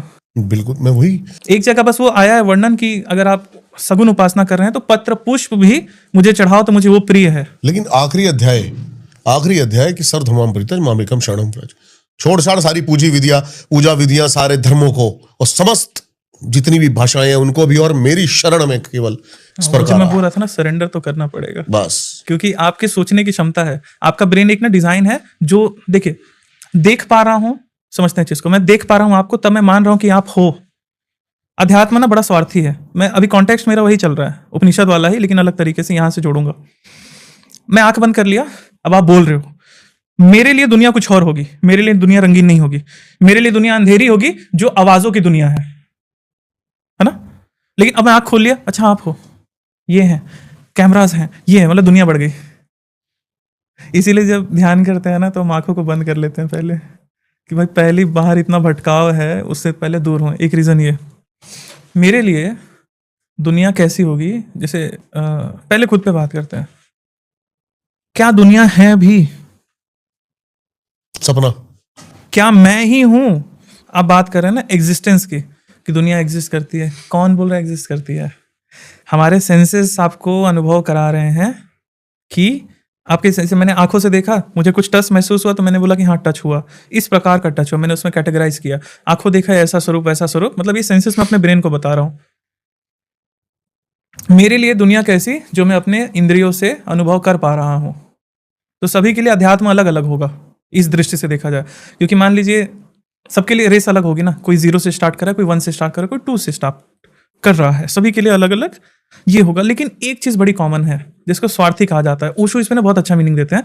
लोगों ने स्वार्थी का ना मीनिंग बदल दिया है। लोगों ने स्वार्थी को सेल्फिश बोल दिया कि अपने बारे में सोचता है। नहीं नहीं, स्वार्थी का मतलब जो स्वयं का अर्थ जान ले, जो स्वयं का अर्थ जान ले, इसकी बात करें तो स्वार्थ की दृष्टि से हम देखें, मेरे लिए दुनिया क्या। अब बात करता हूं, मैं आंख बंद करता हूं और बोलता हूं मैं कौन। अब मेन मजा आना शुरू होगा। मैं कौन? मैं रौनक। रौनक तो मेरे शरीर का नाम है जो मुझे दुनिया वालों ने दिया है, ये मेरी पहचान हो गई। मैं कौन? मैं, अब तैतरीय उपनिषद पे आ रहे हैं, पंचकोशों की बात हो रही है। मैं ये एक शरीर, फिर बोले ये शरीर कैसे हो सकते हो, क्योंकि अनाज तो आपने यहीं से खाया है, पानी पिया है, तब तो ये शरीर बना है। यार ये शरीर भी तो यूनिवर्स का हुआ। तो मैं कौन? मैं हो गया प्राण, क्योंकि हवा चल रही है, सांस आ रही है, मतलब प्राणमय कोश, अन्नमय कोश, अब प्राणमय कोश। प्राण से प्राण हमें, क्योंकि इसी से मैं जी रहा हूं। फिर पता चली प्राण भी बाहर से आ रही है। अब बोले मैं कौन? अब आंख बंद की, हाँ देख रही प्राण को ना, मैं चाह रहा हूं तो मैं सांस अंदर ले पा रहा हूं, मतलब प्राण पे मेरा कंट्रोल है। कंट्रोलर को कह रहे हैं मन, तो मैं मनोमय कोश। फिर बोला जाए मन तो भटक रहा है, मन तो जो देख ले रहा है उसे प्राप्त करने भाग जा रहा है, तो ये भी कंट्रोल में नहीं है। मैं तो मन भी नहीं हूं, मैं तो इसके ऊपर भी कुछ हूं। तो कौन हो? फिर आंख बंद किया, फिर आया विज्ञानमय कोश। इसे जो आप चेतना कह रहे हैं, चेतना जो हर चीज में विज्ञान ढूंढ रहा है, ज्ञान ढूंढ रहा है। ज्ञानमय कोश, विज्ञानमय कोश, कि अब जो आप अपनी स्थिति बता रहे हैं ना कि मिल क्यों नहीं रहा है कुछ, आनंद ढूंढ रहा हूं, भटक रहा हूं, अभी आप विज्ञानमय कोश में जी रहे हैं। अब फिर बोला गया कि यार विज्ञानमय कोश तो भटक रहा है, लेकिन कभी कभी एक स्थिति आती है जब उसे ना बड़ा मजा आता है। अब वो स्थिति आनंदमय कोश को लोग परमात्मा से जोड़ते हैं, कि वो आनंद की जब प्राप्ति होगी, परमानंद आनंदमय कोश में जब व्यक्ति जी रहा है तब उसे प्राप्त हो जाएगा। आप समझते हैं चीज को? पांचों, अब आनंदमय कोश पे मुझे याद दिलाइएगा, मैं भूल गया तो नहीं, मुझे ये जानना आनंदमय कोश में घुसा कैसे जाए? अभी तक एक चेतना मेरी कहाँ अटकी हुई थी, कॉन्शियसनेस शरीर को सत्य मान रहा था, तो शरीर का भरण पोषण में लगा था, जस्ट लाइक अ जानवर, 2 टाइम का खाना मिले खत्म। अब ऊपर प्राणमय कोश, सांस अच्छे से ले, ये ले, वो ले, ठीक है। तीसरा मनोमय कोश। अब मनोमय कोश क्या बोल रहा है? प्राणमय कोश को अच्छा करो, आनंदमय कोश को, अन्नमय कोश को अच्छा करो, मतलब शरीर को अच्छा करो। अब मन उसके लिए भटक रहा है। मन चाह रहा है एक सुनहरा घर हो जहां अच्छी सांस मिले, एसी लगा हो, पेड़ पौधे हो, और इतना पैसा हो कि शरीर स्वस्थ रहे, इतना पैसा हो कि कल चल के मेरे पास पैसे खत्म हो जाए तो मैं अनाज जुटाकर खा लूं। एग्जाम्पल, चींटियां अपना अनाज पहले सेव कर लेती है। इंसान आ कहां से रहा है? जंगल से। जंगल से आ रहा है इंसान, ये आदमी भूल रहा है। वो अपने आप को इतनी वैल्यू दे दी है ना सर, हम इसीलिए फंसे हैं। हमें चाहिए 2-4 चीज। प्रकृति क्या चाह रही है? लगातार बढ़ना। इस पे हमने शायद लास्ट टाइम चर्चा करी थी, एस्ट्रोजन और इसका, प्रकृति बढ़ना चाह रही है, तो हम जंगल में ही फंसे हुए हैं। जंगल में अब आज की परिभाषा क्या है? पैसा, पावर, ये सब होगा तो ज्यादा पावरफुल होगे तो लोग आपको रिस्पेक्ट करेंगे, तो कभी खाने की दिक्कत नहीं होगी। लाइक शेर कभी भूखा नहीं सोता। सारी जंग यही 2-3 चीजों की है, मेरा वंश आगे बढ़ता रहे, मैं भाई भूखे ना सोऊं, रात को नींद अच्छी आए। अंततः चाहिए सबको अच्छा यही, लेकिन थोड़ा अच्छा। आज जंगल में बिना किसी ज्यादा परितन के हो जा रहा है, नॉर्मली हर जानवर के साथ हो रहा है, हर जानवर के साथ हो जा रहा है। तो हम वही चाह रहे हैं, लेकिन हमारे पास ना 2-4 चीज और है ना, हमारे पास दिमाग भी है, विवेक भी है। तो अब ना हम क्या कर रहे हैं, ये जो रेस चल रही थी, इस रेस को थोड़ा सिविलाइज्ड फॉर्म में ग्रैंड कर दिया, थोड़ा ग्रैंड कर दिया। क्यों? अरे समझिए चीज को, आप अपने ना चीजों को छुपा रहे हो, आप अपने अंग को छुपा रहे हैं। एग्जाम्पल कि आप ना अपने ऊपर एक आवरण डाल रहे हो, भाषाओं का, मैनर्स का। सिविलाइजेशन गलत नहीं है, सिविलाइजेशन की दृष्टि से ये चीज होना बहुत जरूरी है, क्योंकि आपके पास विवेक है, लेकिन इसमें फंसना थोड़ी है सर। आपके संस्कारों में आप मंदिर इसलिए जा रहे हो कि लोग आपको एक्सेप्ट करें, जबरदस्ती जा रहे तो गलत है। मंदिर जाने का रीजन क्या? संसार भटक लिया भगवान, कुछ मिला नहीं, तेरे भरोसे आया हूं, तू कुछ प्राप्त करवा दे। मनमय कोश से मनोमय कोश, अब ये हो गया मनोमय कोश हमारा, ये पूर्ण कर रहा था। अब इसके ऊपर आया ना ज्ञानमय कोश। ज्ञानमय कोश, विज्ञानमय कोश, जिसमें आपको लगता है मैं हूं। अब वो ना समझ गया कि ना मैं विज्ञानमय कोश हूं, मैं एक चेतना हूं जो सोच पा रहा है, जो एक ना ये विचार अधूरी तल, मान लीजिए ना, इसको कहते हैं ना मध्यम या फिर मध्यम अग्नि। हम एक मध्यम अग्नि है, जैसे एक सूखे पेड़, मतलब मान लीजिए हम एक गीले पेड़ की अग्नि है जो धीरे धीरे जल रही है, और वो धीरे धीरे ना, मतलब पानी सूख रहा है या फिर एक सूखा पेड़ ढूंढ रहा है जो अग्नि बढ़ सके। जी। तो बड़ी अग्नि वो कौन हो गए? परमात्मा। अब समझते नहीं, अग्नि वाला कॉन्सेप्ट शास्त्रों से आ रहा है, ठीक है। अब ये अग्नि की बात वो कर रहे हैं ना, वो एग्जाम्पल दिया था सर, आप दिया लगाकर ध्यान करना शुरू कर दिए। वो अग्नि चेतना की बात चल रही थी कि चेतना आपकी इस प्रकार से उठ रही है। अब आपने उसको एक इमेज बनाया, अच्छा अग्नि जल रही है, ठीक है, दिया माचिस कपूर जलाओ, अग्नि का ध्यान करो। शास्त्र, अब शास्त्र कुछ और कर रहे हैं, शास्त्र चेतना की अग्नि की बात कर रहे हैं। निकालो दिमाग, उसको तेल के साथ झोंक दो, ये करेंगे नहीं। शास्त्र चेतना की अग्नि की बात कर रहे हैं। वो नहीं समझ रहा, किसी को ये समझना नहीं चाह रहा, और समझाने वालों ने समझाया नहीं। समझाने वालों ने अपना 1 लाख 2 लाख 50 लाख 10 करोड़ रुपए लिया फीस, शास्त्र में जो लिखा था उसको भजन करते करते समझा दिए। हम लोग के पास कोई क्यों नहीं आता है, समझते हैं ना। हम लोग महंगी गाड़ियों में क्यों नहीं घूम पाते हैं, क्लियर बोल रहा हूं। अब कुछ नहीं चाहिए, जगदम्बा ने जो दे दिया बहुत दे दिया, लेकिन फिर ही बताओ हम महंगी गाड़ियों में क्यों नहीं घूम पा रहे हैं? क्योंकि मुझे ऐसा लगता है ना, मैं थोड़ा सा सही बोलता हूं, मेरा जो अनुभव है ना, मैं उस पर ही बात करता हूं। बाकी दूसरा चीज, शास्त्र पढ़ के उसको भजन करके अगर आपको ज्यादा पैसा मिल रहा है तो वो आदमी कर सकता है, लेकिन नहीं कर रहा है क्योंकि साला ना अंदर से मन नहीं मान रहा है कि मैं अपनी माँ को धोखा दूंगा, अपने गुरु को धोखा दूंगा, ये कर दिया तो। विज्ञान में कोश से आनंदमय कोश में जाने का रास्ता।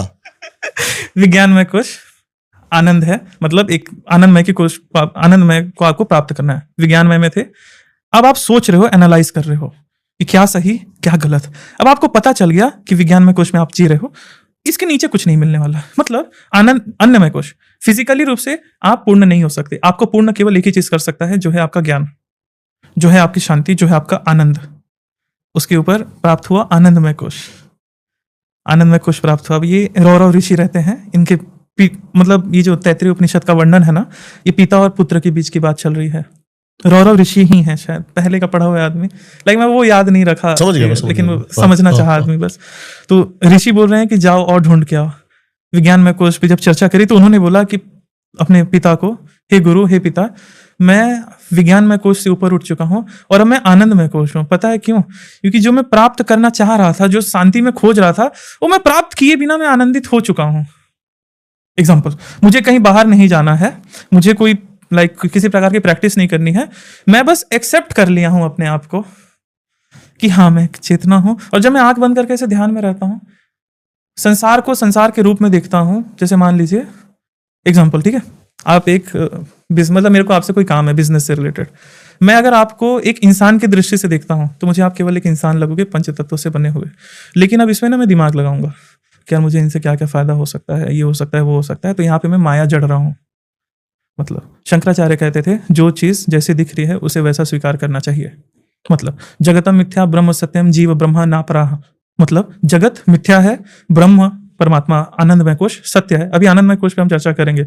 आनंदमय कोश सत्य है, जीव ब्रह्म नापराह, जीव हम जो आनंदमय विज्ञानमय कोश है, और आनंदमय कोश परमात्मा, परमात्मा भिन्न नहीं है आपस में, ठीक है।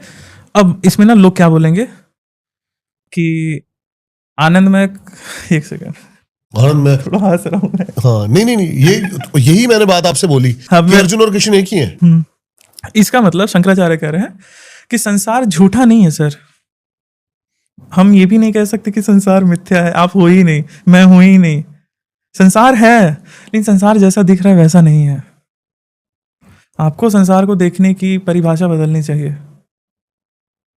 एग्जाम्पल, आप किसी पर्सन से मिलते हो, उसे क्या मिल रहे हो, आपके अंदर ना लालच है कि इस पर्सन से मुझे कुछ मिल जाएगा। वो पर्सन जब आपको गाली देगा तो आपको बुरा लगेगा।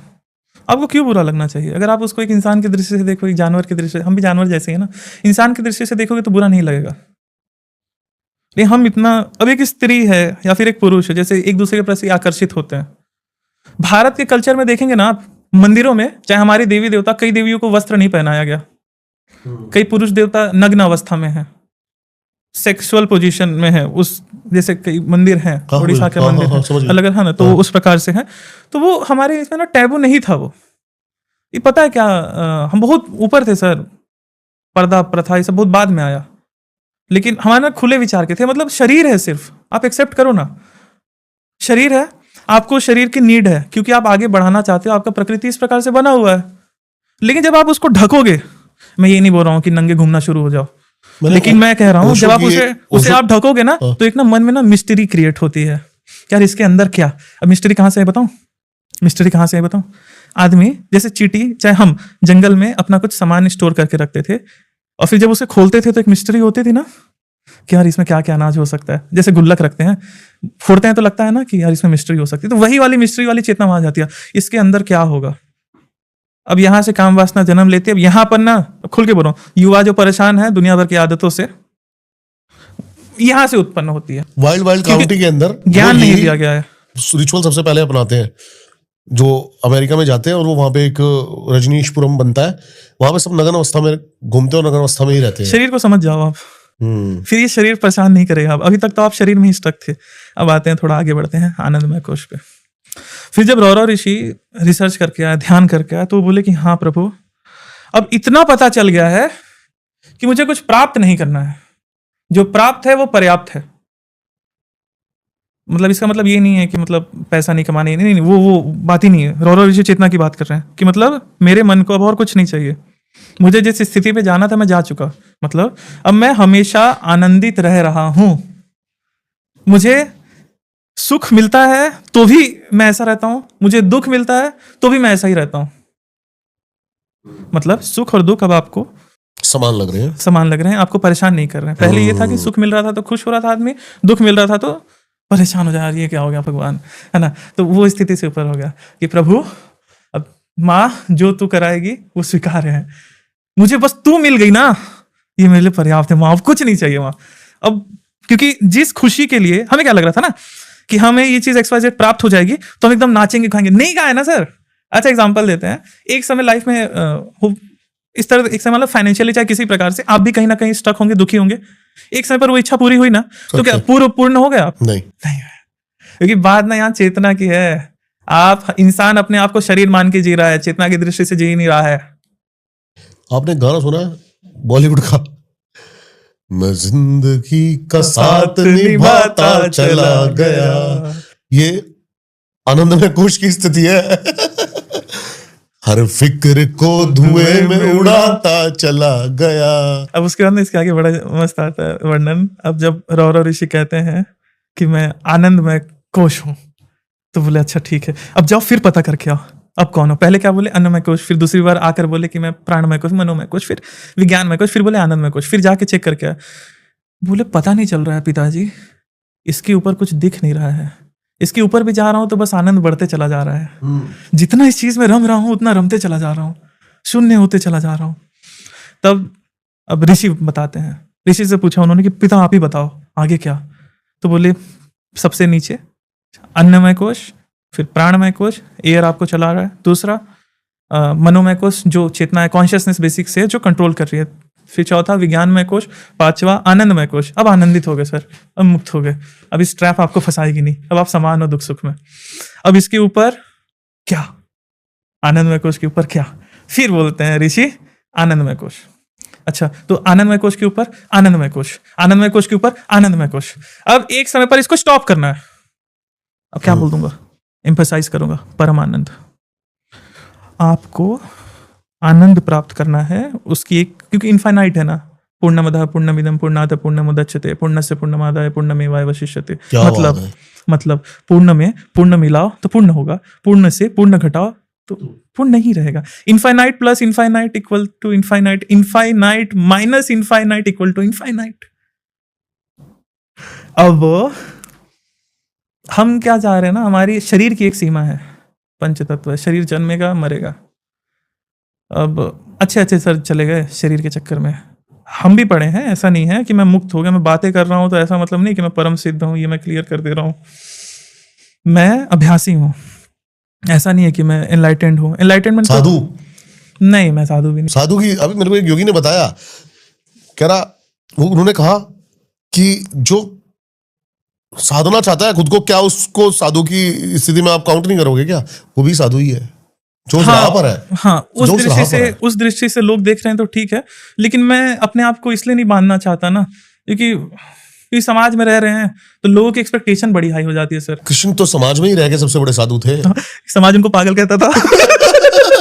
कोई उनको समझ ही नहीं पाया। वो कौन जिसको उन्होंने काट दिया था, जो गाली दिए जा रहा है, शिशुपाल, वो समझ ही नहीं पाया कृष्ण को गाली दे रहा है। ये तो स्थिति है।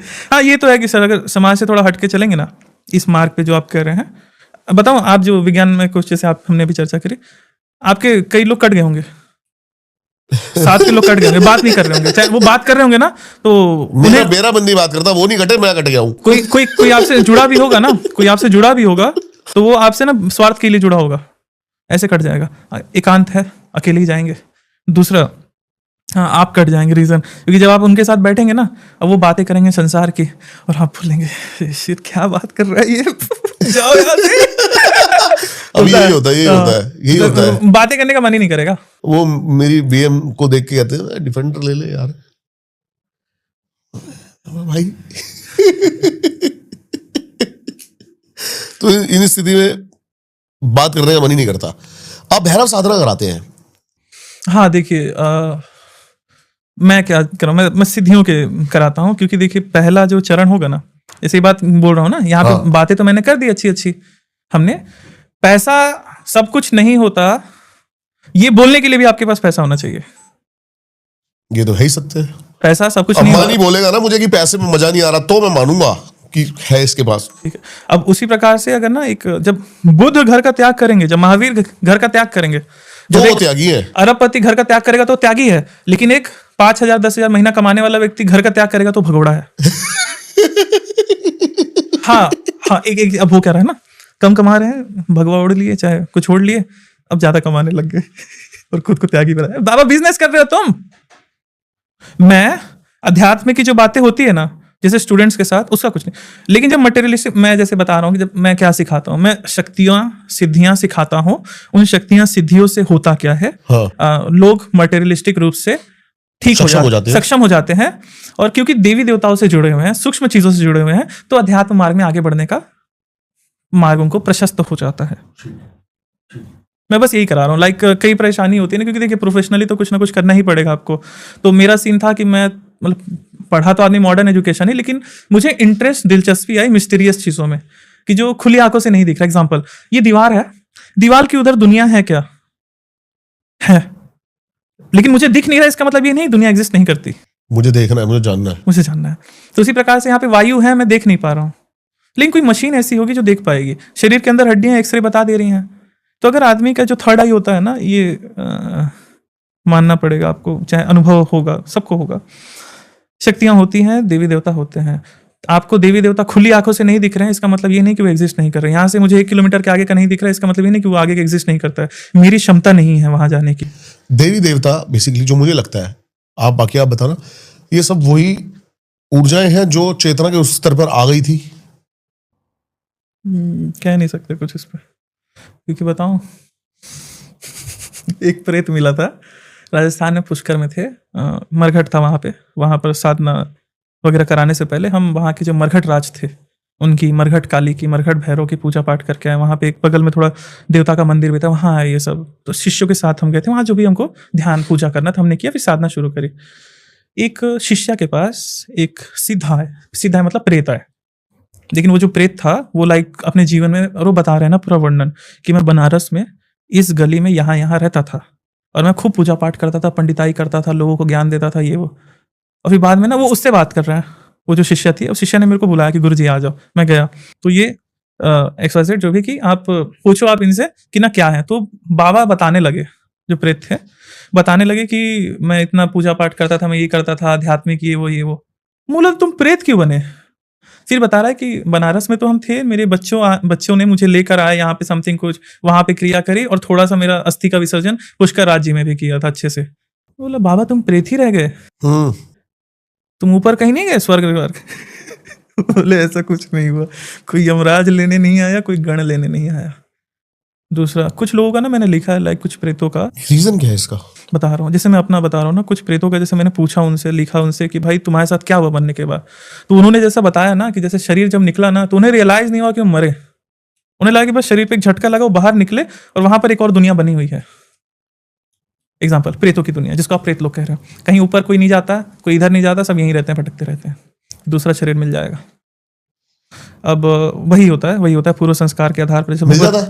इतना जल्दी नहीं मिलता है। भगवद गीता में भगवान क्या कह रहे हैं, 3 शरीर हमारे, फिजिकल बॉडी, स्थूल शरीर, सूक्ष्म शरीर। जैसे आप आत्मा, चेतना, मन कह लो। तीसरा हो गया कारक शरीर, कर्मफल का स्टोरेज हो रहा है। आपने 10 लेते हैं यूनिट, 10 तक आप जीवन जी रहे हो, 7 अच्छे कर्म कर लिए और 3 बुरे कर्म कर लिए। अब अर्जुन पूछते हैं तो प्रभु ये आपस में कट होगा? कृष्ण बोले नहीं, ये आपस में कट नहीं होगा। 7 जो आपने पुण्य कर्म किए हैं उसका आपको सुख प्राप्त होगा, और 3 जो आपने बैड कर्म किए हैं उसका आपको दुख प्राप्त होगा। तो इसीलिए एक इंसान का जीवन देखेंगे आप, सुख दुख दोनों रहता है, लेकिन डिजायर भी मैटर करती है कि अंत समय में जो चाहोगे वो ऐसी योनि को प्राप्त होगा। कृष्ण को भजोगे तो कृष्ण प्राप्त होंगे, जिसको भजोगे वो प्राप्त होंगे। ठीक है, क्या बात है, बहुत सुंदर एग्जांपल अंत समय में व्यक्ति जो, बहुत तो ये सुंदर डिजायर example भी होगी, लेकिन कर्म फल भी साथ में चल रहा है। एग्जाम्पल, आपने ऐसे कर्म किए कि आप अगला जन्म आपको बहुत अमीर हो, मतलब बहुत करोड़पति, अरबपति, शंखपति आप बनो, लेकिन साथ में कुछ कर्म ऐसे थे कि आप रोगी हो जाओ, भोग नहीं कर पाओगे, फिर आप क्या बनोगे? अनंत अंबानी। एग्जाम्पल दे रहा था, मान लीजिए अगर आपका एक शरीर ऐसा होगा कि मतलब आपने ऐसे कर्म किए कि आप बहुत सुख आपको प्राप्त होगा, तो आदमी सुकून से जीवन जिएगा। लेकिन कुछ कर्म ऐसे थे कि बीमार शरीर प्राप्त होगा, तो ऐसे हम देखते हैं ना कि अमीरों के यहाँ भी लाइक वैसे बहुत, मैंने तो बहुत देखा है, बहुत सुख नहीं भोग पा रहा है आदमी, बहुत ज्यादा देखा है, बहुत ज्यादा देखा है। तो ये सारा कर्म फल है, कर्म फल है। और साथ अब इसमें ना भगवान कृष्ण एकदम मस्त बता रहे हैं ना कि जिस प्रकार से वायु अपने साथ गंध लेकर ट्रैवल करती है, उसी प्रकार से हमारा सूक्ष्म शरीर गुण और कर्म के साथ चलता है। अब मुक्ति क्या है ना, कर्म फल से ऊपर उठना। पुण्य करोगे तो मोक्ष नहीं मिलेगा, पुण्य करोगे तो सुख मिलेगा। पुण्य करोगे तो स्वर्ग जाओगे, चाहे अगला जन्म अच्छा होगा, लेकिन पाप करोगे तो वही बुरा कर्म होगा, नरक जाओगे, XYZ। लेकिन ट्रैप में तो फंसे हुए हो ना। कर्म योग क्या है? निष्काम कर्म योग। आप कर्म करने के पीछे की आपकी इच्छा ही ना बचे, करता अपने आप को ना मानना, अकर्ता कि मैं कुछ कर ही नहीं रहा हूँ, बस चल रहा है, मैं खेल चल रहा है और मैं खेल रहा हूँ बस, अच्छे से समझ गया हूँ क्या। तो बच जाएंगे हम कर्मों के फल से? मुश्किल है, लेकिन कहते हैं ना, जैसे शास्त्रों में आता है कि करोड़ों में से कुछ के मन में ये विचार आता है, उनमें से हो सकता है 1 या 2 को मुक्ति मिल जाए, मोक्ष मिल जाए। ट्रैप है, तो करोड़ों में से कुछ की संख्या में हम भी आ सके, ऐसा हम भी प्रयास कर रहे हैं, और क्या पता उस माँ ने चाहा तो हमें निकाल देगी बाहर। भूत प्रेतों से अभी आमना सामना? हाँ, बहुत होता है, हमेशा होता है, रोज का यही काम ही है। बहुत प्रेत आते हैं, बहुत भूत आते हैं, बहुत लाइक वैसा नहीं बोलना चाहिए, लेकिन हाँ, देवी देवता इस प्रकार से कई जगह किसी के ऊपर कोई देवता भेज देते हैं, किसी के ऊपर कोई तंत्र क्रिया, जैसे भूत भेज दिए, प्रेत भेज दिए, मसान भेज दिए, खूब पिटते हैं। अब बता रहा हूँ, एक अभी हाल फिलहाल का था, एक लेडी आई थी झारखंड से, वो चढ़े उसके ऊपर ना, नाम हम नहीं बता रहा है कि मैं ये हूँ वो हूँ, नाम मतलब, फिर शिष्य संभाल रहे थे उस समय, शिष्य उसको सरसों लेकर मार रहे हैं, पानी फूक के मार रहे हैं। लाइक वो फिजिकल तो है नहीं ना, लाइक पंच तत्वों में तो है नहीं कि झापड़ मारे उसको, तो बाल खींच करके तो कोई मतलब नहीं है। नहीं, पता नहीं लोग ये भी करते हैं, बाल खींचने झापड़, वो नहीं करना चाहिए। अरे शक्ति है ना सर, शक्ति तो आपके लाइक वो सूक्ष्म चीज है, तो सूक्ष्मता से लड़ो। आप अपनी शक्तियों का आह्वान करो, उसे पीटने को बोला, फिर मंत्रों से आप उसे पीटो, उसे निकालो शरीर से, ये होता है। ठीक है, हम हीलिंग भी करते हैं, हाथ नहीं लगाते, बिना हाथ लगाए भूत प्रेत भगा देते हैं। ठीक है, अब शरीर पे आए, वो बोल रहा है कि मैं इसको मार दूंगा, ये कर दूंगा, वो कर दूंगा। मैं एकदम सुझाव दे रहा हूँ ना, कुछ नहीं होता है। जैसे कोई आए ना शरीर पे, मैं इसको लेकर जाऊंगा, बैठ जाना सर बस सामने, लेके जा। नौटंकी करते हैं वो सब ना, अपने आप को लाइक, वो प्रेत है, फंसा हुआ है बेचारा, फ्रस्ट्रेशन निकाल रहा है, तो खूब मार, कर कुछ नहीं सकता, नुकसान करता है। लाइक महिलाओं के साथ अगर लग जाता है तो, मसान था जैसे, वो तो बहुत नुकसान, लाइक सेक्सुअल ये सब भी, शरीर पे दाग बन जाते थे उसके, कहीं कहीं पे रात को सोई है, एक वो जाएगी, तुम लगेगा कि कूद के मर जाऊं, इस प्रकार के उसके विचार आते थे बड़े। ये सब ना उठपटांग, ये सब किस्से होते थे। हाजिरी आना नहीं कहते, शरीर पे भूत प्रेत आ जाते थे, तो वो सब बड़ा होता था। फिर एक समय के बाद उसको इतना पिटाई कर देते हैं, फिर वो बोला कि अब मुझे मुक्ति दे दो। फिर उससे पूछे कि तू आया कैसे, अब ये बता। फिर अब वो नाम बताने लगा कि इसकी चाची है इस नाम की, उसने इस नाम का एक तांत्रिक से क्रिया करवाई, मुझे शमशान में मुर्गा काट कर भेजा गया था। मैं बोला तू क्या लेके जाएगा? दारू पी के जाएगा, सिगरेट पी के जाएगा, मुर्गा खाएगा, क्या खाएगा? बोले आप बस भेज दो मुझे यहाँ से, क्योंकि ना अगर मैं उसके पास भी जाऊंगा तो वो भी मुझे पीटेगा, आप मुझे भस्म कर दो। अब सिंपल उसके हाथ में ना हवन कर रहे थे, देवताओं का आह्वान किया, नींबू उतारा, अपने शरीर से खुद ही अंदर डाल दिया, और वो लेडी अपने आप गिर गई नीचे, फिर ठीक हो गई, कोई प्रॉब्लम नहीं। तो वो इस प्रकार से होता है, लाइक भूत प्रेत ये सब हो जाता है ना। ये चीजों को ना बहुत ज्यादा कठिन चीज नहीं है, ये जो हीलिंग वाला बोलता है ना, बता रहा हूँ, इतनी कठिन नहीं होती ना कि जितना लोगों को लगता है कि आपको दुनिया भर के दरबारों में जाना पड़ेगा फिर वो होगा। वो मैं बता रहा हूँ कि ये चीजें मैंने इतनी सरलता से सिखा दी है ना। मेरे बोलने का तरीका थोड़ा वो है, कैजुअल है, तो इसलिए, लेकिन लोग जो मुझसे सीखे है ना गुरुजी हम इतने दरबार गए, वहां से नहीं उतरा, आपने जो मंत्र दिया था, आपने जो विधि बताई थी गुरुजी, मैंने करी, उतर गई। आपने भी बताया कि मेरे पास एक फोन आया किसी अघोरी का, वो लड़ रहा आपसे, वो लड़ रहा था बेमतलब का, एक तो पता नहीं नंबर कैसे मिल गया। मैं थोड़ा ना अपना, अब मैं चाह रहा हूँ ना, देखिए मैं बता रहा हूँ ना, पहले जैसे ज्योतिष इत्यादि करता था, फिर लगा मुझे कि ना कुछ कमी कर रहा है, तो मैं बंद कर दिया। मुझे लगा कि अगर मैं इनसे फीस ले रहा हूँ तो मुझे लग रहा है कि ना मैं संभावनाओं पे इनका काम कर रहा हूँ कि काम होगा कि नहीं होगा पता नहीं, रेमेडी बता दी, कर लिया। फिर ना लगा कि कुछ और सीखना चाहिए, तो फिर आदमी पूजा पाठ ये सब, फिर तंत्र में आया, साधनाएं, सिद्धियां, ये सब गुरु की कृपा से होते चले गई, गुरु महाराज की कृपा से। फिर उसके बाद लगा ना कि ये भी पूर्णता नहीं है। फिर अभी रिसर्च स्टेज में हूँ मैं, मतलब मैं तो अपने आप को साधक ही कहता हूँ कि मैं ढूंढ रहा हूँ ना, तलाश कर रहा हूँ। क्या क्या बोला उसने आपको? अब वो अघोरी फोन किया, आया, उसका कॉल ही का, मैं मम्मी थी, टीवी देख रहे थे, मैं मम्मी, बढ़िया फैमिली टाइम चल रहा था, कॉल आया, हेलो, इस प्रकार से। बोला हाँ मैं ये बोल रहा हूँ। मैं बोला कि हाँ बोलिए, मैं तो जानता नहीं, मैं खुद सोशल मीडिया पे 2025 में आया हूँ, जनवरी में। ओके, पहले मतलब रील स्क्रॉल करना मैंने अब शुरू किया है। फिर मैं बोला हाँ बोलिए। बोले आप क्या है, आपका नाम ये है वो है। पहले तो उसका वीडियो कॉल आया, मैं उठाया नहीं, फिर नॉर्मल कॉल पे बात किया। फिर उसने ना गाली दी मेरे को, गाली नहीं दे रहा हूँ ऐसे, लाइक माँ बहन की नहीं थी, लेकिन वैसा था कि मैं ये कर दूंगा वो कर दूंगा, लाइक इस प्रकार से बोल बोल के। मैंने फोन काट दिया, मतलब मम्मी बैठी है यार, तो वो फोन काट दिया। फिर उसके बाद ना, अब मेरे को लग रहा है ना कि भाई इसने उल्टा सीधा बोल कैसे दिया, मैं दिमाग में चढ़ गई ये बात। अब दिमाग में ना चढ़ गई। बोला मैंने ना किसी से पैसे लिया, इसका तो पैसे ही नहीं लिया। बोला मेरे पास हीलिंग कराने लोग आते हैं, कोर्स लेते हैं, अपनी फीस पे करते हैं, कोर्स करते हैं, चले जाते हैं, अपना कमाते धमाते हैं। चाहे किसी का कोई प्रॉब्लम है, आए, कंसल्टेशन लिया, हमने रेमेडी बताई, कर गए। तो हम तो बस अपना एक कंसल्टेंट का मैं काम कर रहा हूँ। मतलब मैंने किसको लूट लिया, मैंने कौन सा ऐसा दावा कर दिया। फिर वो बोला कि आपका तो, आप कह रहे हो कि आप तंत्र में हो, अघोर में हो, आपका तो रंग स्वरूप वगैरह वैसा नहीं है। अब लग गई बात, बोला स्वरूप, मतलब लग गई बात। मैं बोला कि फिर बोला तुम हो कौन बाबा, आप मेरे को फोन क्यों किया? मैं नहीं बताना चाहता कि मैं कौन हूं, मैं क्या करता हूं, तुमको मेरे से क्या लेना देना है, तुम फोन क्यों किए? फिर कहने लगा हम नागा साधु हैं, हम ये कपड़े क्यों पहने हो, फोन क्या चला रहे हो, नागो जाओ जंगल में। ठीक है, बिल्कुल सही है, कई नागाओं में परंपरा होती है जो थोड़े से वस्त्र पहनते हैं। और बोले हम अघोरी हैं, आप मेरा इंस्टाग्राम देखिए, यूट्यूब देखिए। अब फोन देखने लगा उसका, उसके अकाउंट में वो खाली दारू पी रहा है, खाली मांस खा रहा है, खाली गाली दे रहा है। बोला हम तो अघोरी, हम खूब गाली वाली देते हैं, हम खूब मांस खाते हैं, खूब। मुल्ला ये काम करके तुम अघोरी हो गए बेटा, साधना क्या? अघोर का मैं बता रहा हूं ना, अघोर में सबसे बड़ा चीज क्या होता है ना, आसन। एक अघोरी का सबसे बड़ा पावर होता है उसका आसन। आसन मतलब 4 घंटा 5 घंटा 8 घंटा बिना हिले डुले के आसन पर स्थिर होकर बैठना। एक अघोरी का मतलब वो नहीं होता कि दिन भर शराब खा रहा है, मांस खा रहा है, शराब पी रहा है, मांस खा रहा है, हुक्का हुक्का वो जो पीते हैं वो सब पी रहा है और नशे में धुंध है, भस्म लपेट कर। नहीं, साधना बताओ, आसन बताओ। तपस्या है नहीं, वस्त्र ओढ़ लिए, समाज ने तुमको स्वीकार कर लिया, बस बात खत्म। और फिर जब ये लॉजिकल बातें मैं करने लगा तब डर ही जाएंगे ना। मतलब अच्छा महाराज बताओ अघोर की, तो अघोर में हो तो किस परंपरा से आ रहे हो, ये वो सब परंपरा गिना दे, ये अपनी साधना बता दी, ये बता दी, वो बता दी। वो क्या कह रहा, भारत में ना केवल 64 अघोरी हैं। भाई 500 से ज्यादा तो कुंभ में मिल जाते हैं।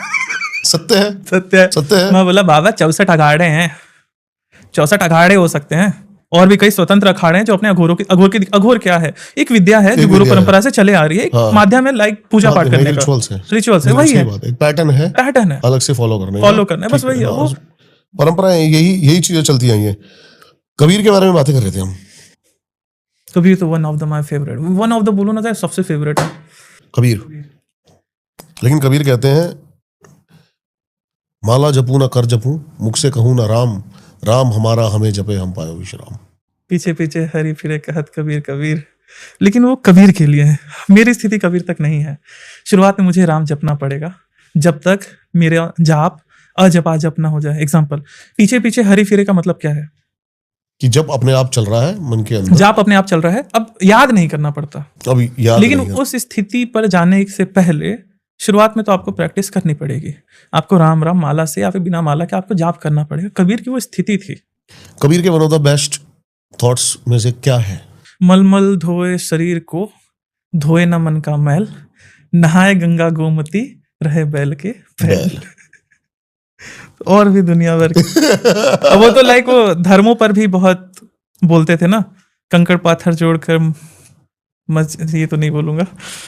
नहीं क्या दिक्कत है, कबीर के धोए हैं। हाँ, कबीर के तो हैं, कंकड़ पाथर जोड़कर मस्जिद दिया बनाया था पर मुल्ला बागत है, क्या बहरा हुआ खुदा, ये मुसलमानों को बोला। हिंदुओं को बोला पाथर पूजे हरी मिले तो मैं पूजो पहाड़, पाथर से चाकी भली जो पीस खाए संसार, ऐसा ही कुछ है। इस प्रकार से और भी मतलब बकरी पात खात है, बकरी पत्ते खा रही है, ताको हनत है खाल, जो नर बकरी खात है ताको कौन हवाल। इस प्रकार से अनेकों ना कबीर को मैंने बहुत पढ़ा है। कबीर को अगर पढ़ना है ना तो मेरा सुझाव ये रहेगा, सबसे पहले आप हजारी प्रसाद द्विवेदी को पढ़िए। उन्होंने जो कबीर को वर्णन किया है ना, पहले एक बार कबीर को समझे, उनके जीवन समझे। उसी प्रकार से कबीर से ही जैसे तुलसीदास को पढ़े एक बार। कबीर के राम निर्गुण है, निर्गुण है, निराकार राम है। कबीर परम ब्रह्म को पूज रहे हैं, लेकिन तुलसीदास जी है वो दोनों की बात करते हैं। बता रहा हूं कबीर की जो, अब देखिए ना समझते हैं, निराकार और आकार की बात करते हैं। निराकार मतलब मान लीजिए, आकार मतलब सगुण मतलब जो इंसान वर्णन कर सकता है, दशरथ पुत्र। तो आप अगर राम भी बोल रहे हो ना, कबीर से एक बार आगे चल के ये भी प्रश्न किया गया था कि प्रभु आप कह रहे हो कि आपके राम निराकार है, निर्गुण है। निर्गुण मतलब ये नहीं होता कि गुण नहीं है, नहीं नहीं, गुण है, गुणों से परे हैं, बियॉन्ड है, सारे गुण उसके अंदर है, लेकिन वो फंसता नहीं। आकाश है, आकाश में बादल हो सकता है, बादल में आकाश नहीं हो सकता। तो गुण बादल, आकाश वो राम। लेकिन अब ना आगे चल के कबीर के शिष्यों ने बोला प्रभु आप कह रहे हो कि ना उसका नाम है, ना उसका रंग है, ना रूप है, तो आप राम करके क्यों बुला रहे हो, आप हरि करके क्यों बोल रहे हो। तो बोले हाँ, शुरुआत में आपको हैबिट डालनी पड़ेगी, ध्वनि की आपको जरूरत पड़ेगी। तो उन्होंने ओमकार बताया कि ओमकार जपो, कबीर ने। फिर आगे चल के जैसे नानक ने भी एक ओमकार चलता है, तो ओम की जो ध्वनि है परमात्मा से सबसे करीब है, आपको उस हायर कॉन्शियसनेस में लेकर जाने के लिए जरूरी है। लेकिन शुरुआत में आपको एक नाम पकड़ना पड़ेगा। एग्जाम्पल, अब तुलसी के जो राम थे, तुलसी के लिए सबसे बढ़िया बता रहा हूं, अगर कोई तुलसीदास को पढ़ना चाहता है तो रामचरितमानस से पहले मानस का हंस बाय अमृतलाल नागर वो पढ़े, तब वो तुलसी को जानेगा। क्या थे तुलसी, 9 साल में हनुमान चालीसा लिख दिए। क्या थे तुलसी, अमृतलाल नागर, ये बस सब पढ़े, लोग पढ़ नहीं रहे। रामचरितमानस पढ़ रहे हैं लेकिन मानस का हंस नहीं पढ़ रहे हैं, केवल अभी साहित्य में रह गया है वो, बस जो साहित्य वाले वही पढ़े, वो पढ़े तो मानस का। अब उसमें एक चीज मैं बता रहा हूँ, जैसे तुलसीदास के जो राम थे वो दोनों थे, सकार भी, सगुण भी थे, निर्गुण भी थे। सकार कैसे, श्री रामचंद्र कृपाल भजमन हरण भव है दारुणम। और निराकार कैसे, बिनु पद चलई सुनई बिनु काना, मेरे प्रभु बिना पाँव के चलते हैं लेकिन वो हर जगह तक उनकी पहुंच है। मेरे प्रभु बिना हाथ के काम करते हैं लेकिन काम सारे होते हैं। मेरे प्रभु के पास आंखें नहीं हैं लेकिन पूरी दुनिया को देख पाते हैं। मेरे प्रभु के पास मुख नहीं है लेकिन वो बोल पाते हैं। मेरे प्रभु के पास कान नहीं है लेकिन सबकी बातें सुनता है। तुलसी की चेतना ये थी ना। अब जैसे ना इसमें रामकृष्ण परमहंस की बड़ी मस्त स्टोरी आती है। उनको गुरु तोतापुरी के द्वारा निर्गुण समाधि प्राप्त हो गई। आता है ना वर्णन कि उन्होंने माता काली को काट दिया। अब फिर ना विवेकानंद से देखा नहीं गया। विवेकानंद बोले प्रभु ठाकुर तुम्हें तो निर्गुण निर्विकल्प समाधि प्राप्त हो चुकी है, अब तुम मामा क्यों चिल्ला रहे हो, देवी की मूर्ति के सामने मामा क्यों चिल्ला रहे हो, अब तो प्राप्त हो गया इससे भी ऊपर की चीज। तो बोले नरेंद्र ये खीर देख रहा है, इसके बगल में एक ना मक्खी भटक रही है और इसे ना चक चक के दूर चल जा रही है।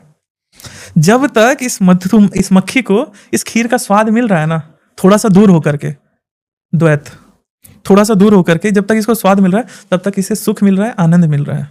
जिस दिन ये मक्खी खीर में मिल गई ना, उस दिन मक्खी रह नहीं जाएगी। अब बात करते हैं तो तुलसीदास और इनकी स्थिति ये थी रामकृष्ण परमहंस जी की, कि ये लोग अपनी चेतना को नीचे लाते थे और उस परमात्मा के स्वरूप का एक विग्रह रूप में भजन करते थे और वहां से शरीर का आनंद लेते थे, भौतिक आनंद। और जब इन्हें लगता था कि अब मुझे सूक्ष्म होना है तो अपने आप को जीरो करके केवल परमात्मा हो जाते थे, ब्रह्म हो जाते थे, कृष्ण हो जाते थे। इसलिए आज हम मिले थे जी, इसी चर्चा करने इस बात के लिए, बस इस बात के लिए, सिर्फ लास्ट वाली बात के लिए कि व्यक्ति दोनों स्थिति में रहे। इस लास्ट वाली बात के लिए आप मिले थे। सारे द्वंद्व दूर हो गए दिमाग के। मक्खी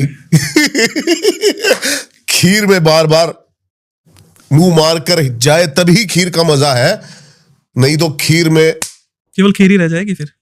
क्या बात है, क्या बात है जी, क्या बात है।